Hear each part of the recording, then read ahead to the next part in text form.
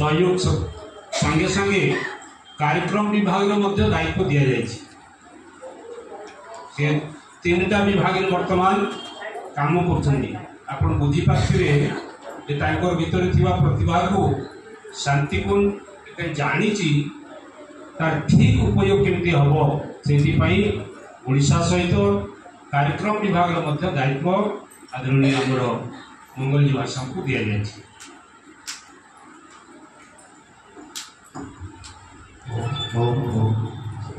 गायत्री माता की यज्ञ भगवान की वेद भगवान की भारतीय संस्कृति की। आइए इस पावन तीर्थ भगवान जगन्नाथ जी के आज के इस दिव्य अवसर पर हम सब यहाँ उपस्थित हैं और ये अवसर जो हमारे पास आज प्राप्त हुआ है, इस अवसर में परम पूज्य गुरुदेव परम वंदनीय माता जी माँ आद्यशक्ति भगवती गायत्री की सूक्ष्म उपस्थिति के साथ पंचासी आदरणीय श्री शेषदेव जी भाई साहब, हमारे शांति कुंज के वरिष्ठ कार्यकर्ता, साथ ही हमारे इस जोन के आदरणीय श्री सौमित्र धनापति जी, हमारे साथ आए हुए आदरणीय श्री आशीष सिंह जी, आदरणीय श्री बलराम साहू जी और उड़ीसा प्रांत के 30 जिलों से आए हुए हमारे प्राणवान कार्यकर्ता भाइयों और बहनों, मैं अपना संदेश परम पूज्य गुरुदेव की कृपा से आपके पास रखूं उससे पूर्व एक बार कमर सीधी करके बैठे, दोनों हाथ गोद में रखें, नेत्र बंद करें, गायत्री महामंत्र का सस्वर पाठ एक साथ एक स्वर में करने की कृपा करें।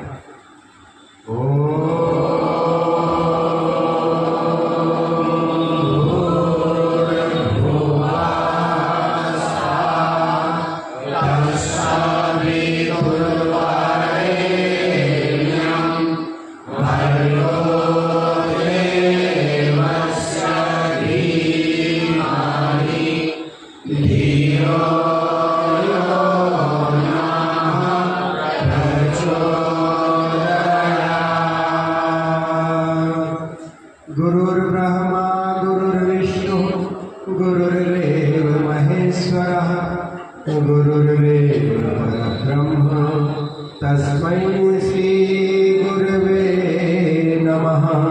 मातृवत्तालयित्री च पितृवत्मार्गदर्शिका नमोस्तु सत्तायै श्रद्धा प्रज्ञायदाचय।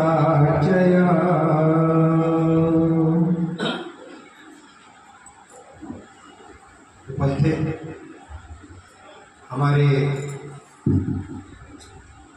उड़ीसा प्रांत के जितने भी जिले हैं और उनकी जो प्राणवान आत्माएं हैं, ये आज एक ऐसे दिव्य तीर्थ स्थल की स्वच्छता के निमित्त यहाँ आकर के बैठे।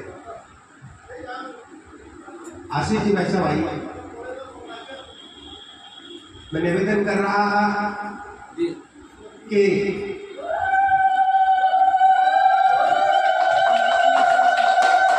तिष्ठति सर्वदा मंगलम भगवान विष्णु मंगलम गरुड़ध्वजा मंगलम पुंडरीकाक्ष मंगलायतनो हरि ओम। भाई आशीष सिंह जी का भी यहाँ स्वागत है। बड़े सौभाग्य के क्षण जब होते हैं, ये व्यक्ति भगवान के दरवाजे पर पहुंचता है। ऐसा कहा जाता है कि कोई व्यक्ति अपनी इच्छा से वहां नहीं जा सकता, अपने मन से नहीं जाता, जब तक भगवान की इच्छा साथ में नहीं मिलता। आशीष जी शांति कुंज में थे, हमें क्योंझर आना था। क्योंझर में एक बड़ा वृक्षारोपण का अभियान चल रहा था, उसके निमित्त हम लोगों को आना पड़ा।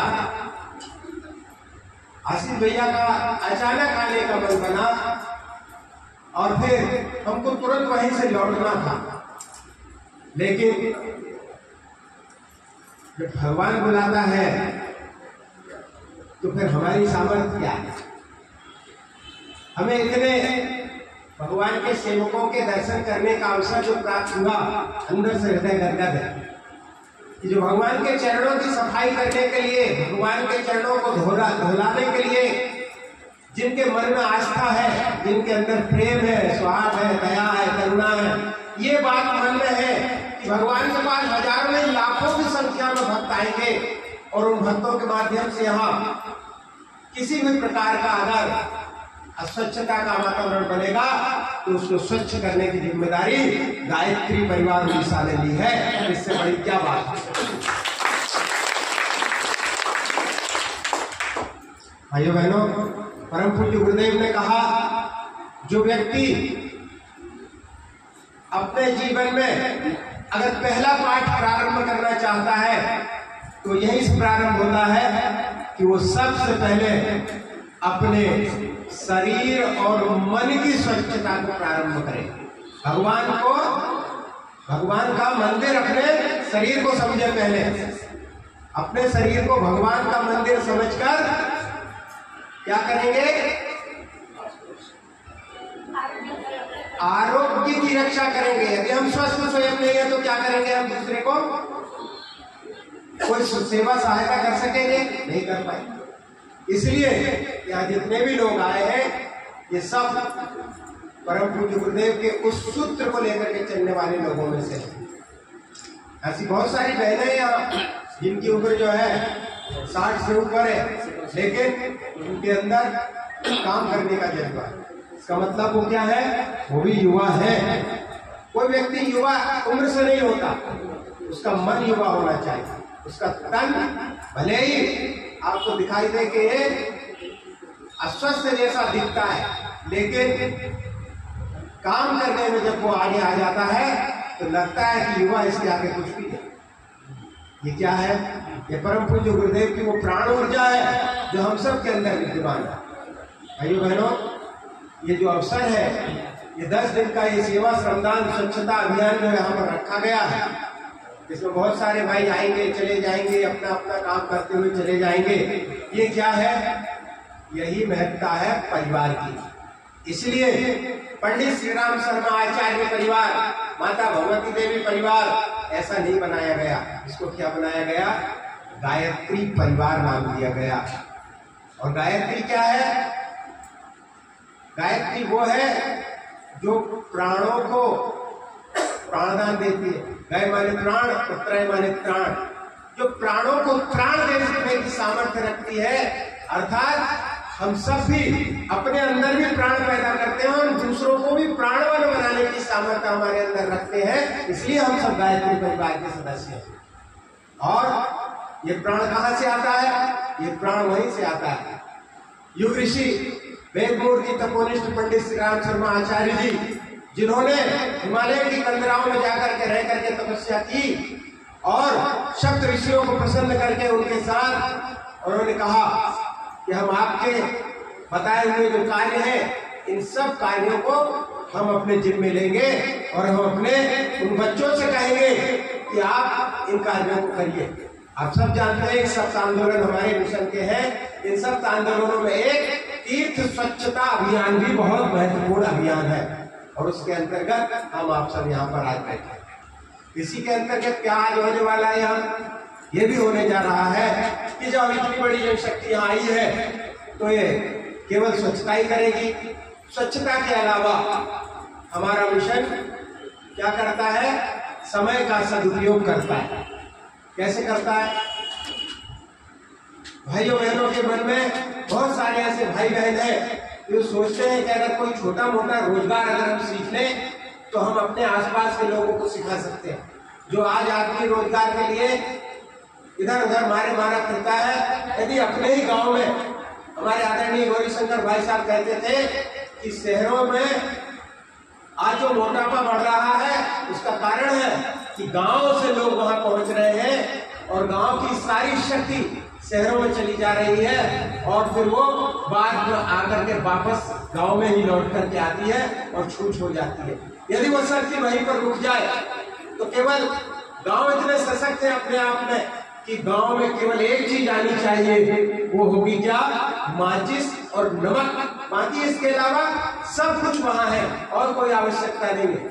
यदि गांव सशक्त हो जाए तो उनको सशक्त बनाने के लिए युग ऋषि ने स्वावलंबन करके अभी एक अभियान चलाया और उस स्वावलंबन अभियान के अंतर्गत हमारे मिशन में कई तरह के स्वावलंबन सिखाए जाते हैं। गौ से संबंधित उत्पाद भी बनाना सिखाया जाता है।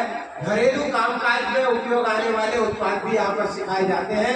आज उसका यहाँ पर शुभारंभ करेंगे हमारे छत्तीसगढ़ के भाई आदरणीय श्री मोहनलाल जी भाई साहब यहाँ पर आए हैं और इनके माध्यम से आपको ऐसा बहुत कुछ अच्छा सीखने को मिलेगा। भाइयों बहनों, परम पूज्य गुरुदेव परम माता जी हमारे इस गायत्री परिवार के विचार क्रांति अभियान के माध्यम से आज हम इस पूरे बड़े परिसर में घूमते हैं। लोग देखते हैं, क्यों देखते हैं? क्योंकि हमारा अपना एक पोशाक है, हमारी अपनी एक यूनिफॉर्म है। ये यूनिफॉर्म काय की है? ये पीला कलर दिखाई तो दे रहा है, लेकिन वास्तव में उत्साह और उमंग का प्रतीक। उन्होंने इसको इसीलिए रखा है, लाल कपड़े इसीलिए नहीं पहना है। हरे कपड़े पीले कपड़े में अंतर होता है।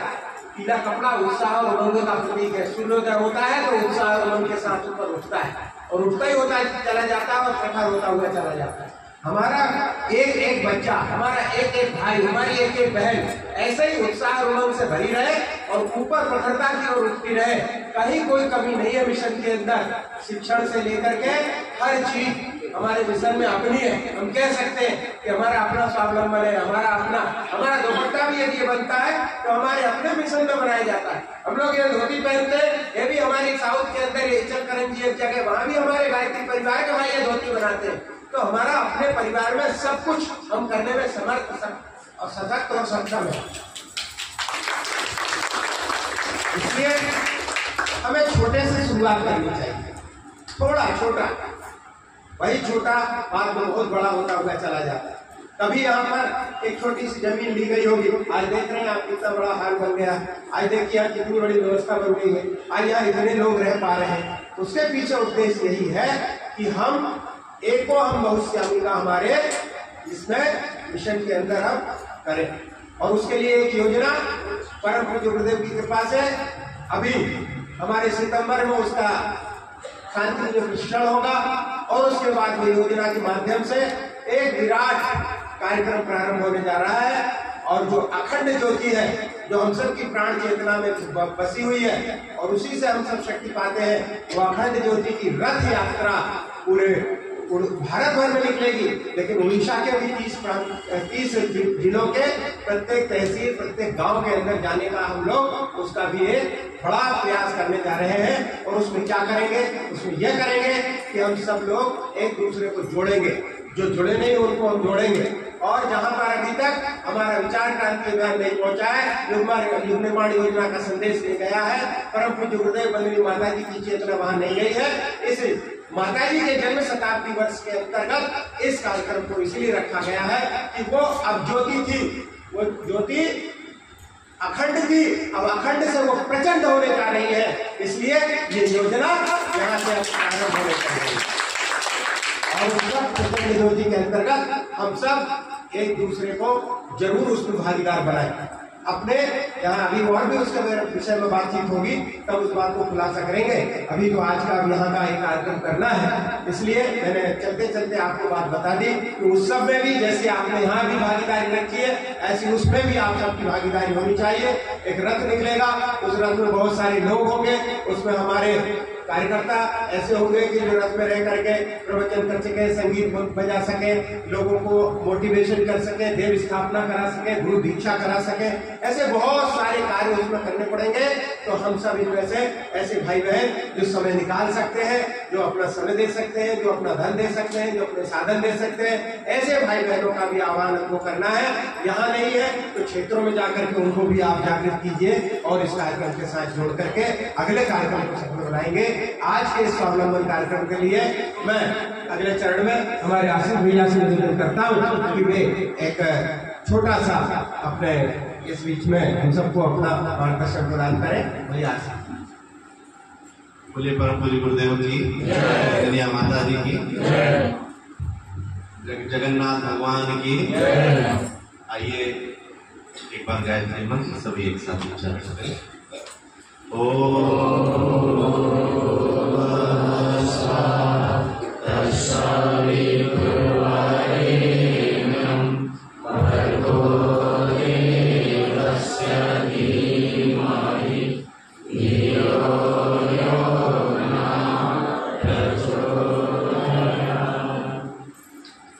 जिस काम के लिए आप सभी यहाँ पर आए हैं, ये अपने आप में भगवान को सबसे प्रिय है और ये उदाहरण मिलता है।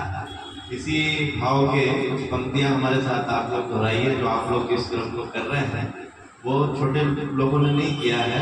जिनके पास भगवान गए और उनके जूठे बेर खाए, ऐसे सबरी का काम करने के लिए हम लोग यहाँ जगन्नाथ जी के धाम पे आए हैं। आइए हमारे साथ कुछ पंक्तियां दोहराइए। श्री राम भक्ति ऐसी श्रद्धा भारती है, श्रद्धा भारती है।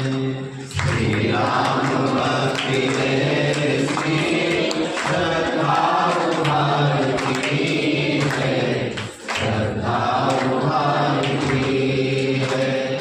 निष्काम भाव सबरी, निष्काम भाव सबरी, ऋषिपद पुहारती है, ऋषिपद पुहारती है।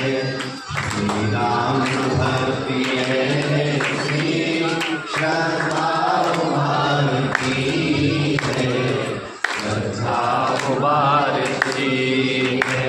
हम सब लोगों के लिए भक्ति का एक ही काम जो गुरु जी ने बताया, भगवान का काम करना है ना। और इसके उदाहरण भी मिलते हैं। गाए जटायु ने कब कोई भक्ति के तराने, गाए जटायु ने कब कोई भक्ति के तराने। श्री राम को की लहरी पहुंची न जल चढ़ाने, श्री राम को की लहरी पहुंची न जल चढ़ाने। हर भक्ति भावना से जीवन संवारती है, जीवन संवारती है। हर भक्ति भावना से जीवन संवारती है, जीवन संवारती है। निष्काम भाव सबरी, निष्काम भाव सबरी, ऋषिपद पुहारती है, ऋषिपद पुहारती है। श्री राम भक्ति ऐसी श्रद्धा उबारती है, श्रद्धा उबारती है। हनुमान भक्त ऐसे माला घुमा न पाए, हनुमान भक्त ऐसे माला घुमा न पाए। श्री राम को पूजा पा केवट चढ़ा न पाए, श्री राम को पूजा केवट चढ़ा न पाए। इनका चरित्र पावन प्रतिभा निखारती है, प्रतिभा निखारती है। इनका चरित्र पावन प्रतिभा निखारती है, प्रतिभा निखारती है। निष्काम भाव सबरी, निष्काम भाव सबरी, ऋषिपद पुहारती है, ऋषिपद पुहारती है। श्री राम भक्ति ऐसी श्रद्धा भारती है, श्रद्धा भारती 12 वर्ष जगे तब लक्ष्मण ने शक्ति पाई। 12 वर्ष जगे तब लक्ष्मण ने शक्ति पाई।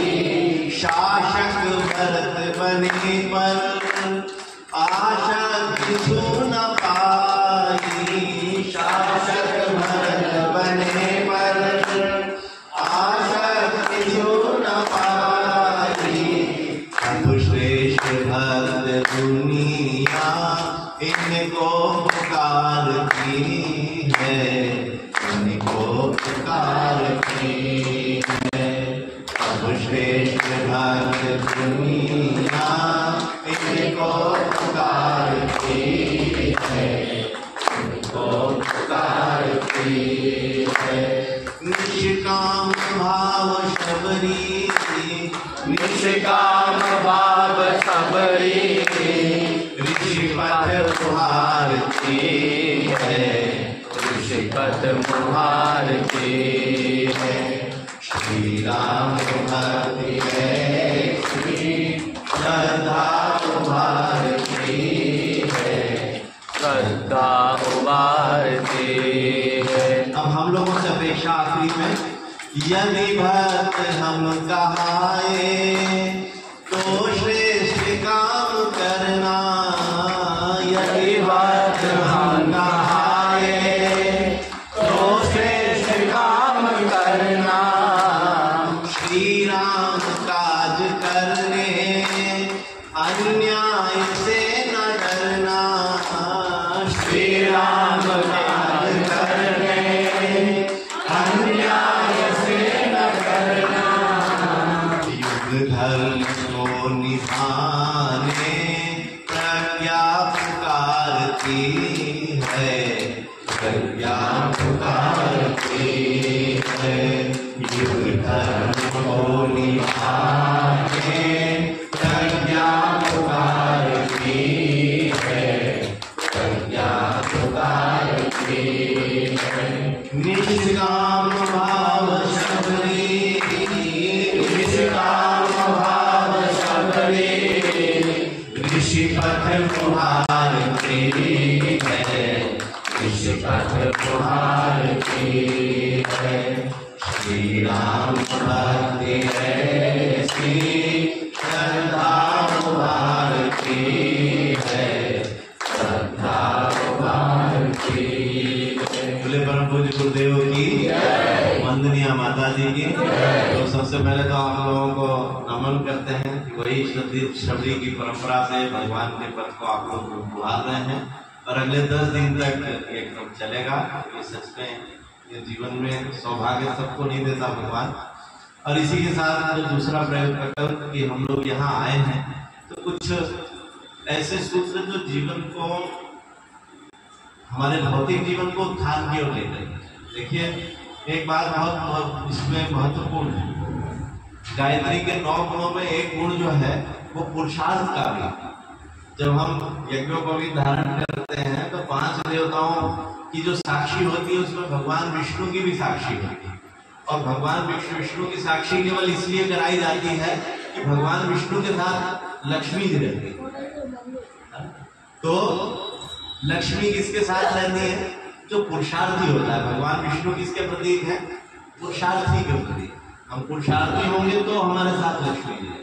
और ये पुरुषार्थ का माध्यम स्वावलंबन कि हम पुरुषार्थ करें, बेकार ना बने इसके लिए। और ये काम परम पूज्य गुरुदेव ने हम लोगों को सुझाया, ऐसा नहीं कि उन्होंने नहीं किया। आपको हम बताएं बहुत पहले जन्म शताब्दी जब पूज्य गुरुदेव की मनाई जा रही थी तो उनकी प्रदर्शनी के लिए और कई चीजों के लिए डॉक्यूमेंटेशन हो रहा था। तो इस बीच में आगरा में दैनिक सैनिक में जो गुरुदेव ने जो जहाँ पर उनके लेख छपते थे, उस दैनिक सैनिक के अखबार में भी जाने का अवसर मिला था शांति कुंज की टीम। और उसके पन्नों की फोटोग्राफी खींची गई थी, गुरुदेव के लेखों की फोटोग्राफी की गई थी, जो गुरुदेव ने उसमें लेख लिखे थे, जो संपादक जी लिखे थे। तो उन पन्नों को पलटने के बीच में उसमें से एक खबर भी पढ़ने को आई। उस दैनिक सैनिक अखबार में, आगरा में छपने वाले उस अखबार में एक खबर छपी हुई थी इतने बड़े कॉलम में, श्री राम ने खोला बुंता घर। और उसको जब खबर डिटेल में ये लिखी हुई थी कि आवलखेड़ा ग्राम के आप श्री राम मत ने अपने गांव की बहनों को स्वावलंबी बनाने के लिए गांव में बुनता घर की स्थापना की। तारीख लिखी हुई थी, इतनी तारीख को बुनता घर की स्थापना। सोचिए, पूज्य गुरुदेव ने अपने उम्र के बालपन से इस क्रम को शुरू कर दिया और यही प्रेरणा वो हम लोगों को देते रहे कि हम लोगों के समाज में या भारत में बेरोजगारी की कोई समस्या है ही नहीं। कि गुरुदेव का कहना है इस देश में बेरोजगारी समस्या नहीं है, समस्या बेकारी है। बेकारी है, आदमी कम मेहनत करके ज्यादा कमा लेने की ओर भाग रहा है, श्रम को उतना सम्मान नहीं देता। तो हम लोग क्या कर सकते हैं, वही सूत्र पूज्य गुरुदेव ने बताया और इसके बहुत अच्छे अच्छे उदाहरण है। एक उदाहरण मैं एक ऐसे जीवंत व्यक्ति का देना चाहता हूँ जो हमारे गायत्री परिवार के बहुत ही वरिष्ठ कार्यकर्ता भी है और दुनिया में बड़े नामी व्यक्ति हैं। आप इंटरनेट पे उनका नाम सर्च करना तो आपको समझ में आएगा कि स्वावलंबन की कीमत क्या होती है यदि गुरु की श्रद्धा के साथ उस काम में लगा जाए। परम पूज्य गुरुदेव ने मथुरा में एक विद्यालय खोला था जिसका नाम था युग निर्माण विद्यालय, अभी भी है, जानते होंगे बहुत सारे लोग, कुछ लोग पढ़ने भी नहीं होंगे। एक साल गुरुदेव वहां लोगों बच्चों को रखते थे और पढ़ाई के साथ साथ स्वावलंबन के सूत्र सिखाते थे, छोटे छोटे सूत्र।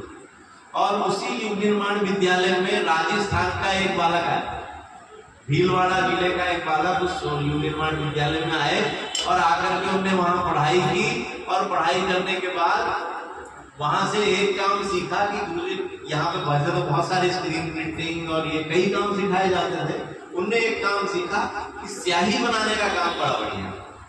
स्याही बनाएंगे और उस समय पढ़ने के लिए लोग टिप करके लिखते थे, वो बेचेंगे। तो वो वहां से गए और जाकर के उनने स्याही बनाने का काम किया। शाही बनाने के लिए फिर वो, अब देखिए पुरुषार्थ, शाही बनाने लगे, शाही बना के बेचने लगे और वो शाही बनाने के लिए उनको कोयले की जरूरत पड़ती, तो कोयला खरीद के लाए। जब कोयला खरीदने के लिए जाते तो उन्होंने देखा कोयले के व्यापारी को कि वो ये काम तो और अच्छा है, तो वो कोयले के व्यापार में गए और कोयले के व्यापार में केवल वहां तक नहीं, माइनिंग्स में चले गए, कोयले की माइनिंग्स का काम करने लगे। और जब कोयले की माइनिंग करने लगे तो उसके लिए विस्फोटक की जरूरत पड़ने लगी, जो खदान में विस्फोट करती है, गड्ढे खोदने के लिए जो मशीनरी बनाती है।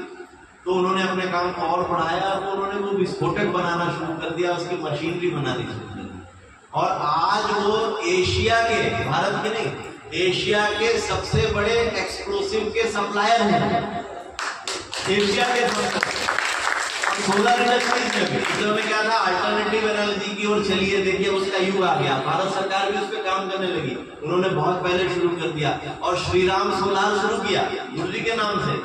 और वो श्रीराम सोलार, फिर वो solar industries of India Bharat की सबसे बड़ी सोलर की कंपनी है।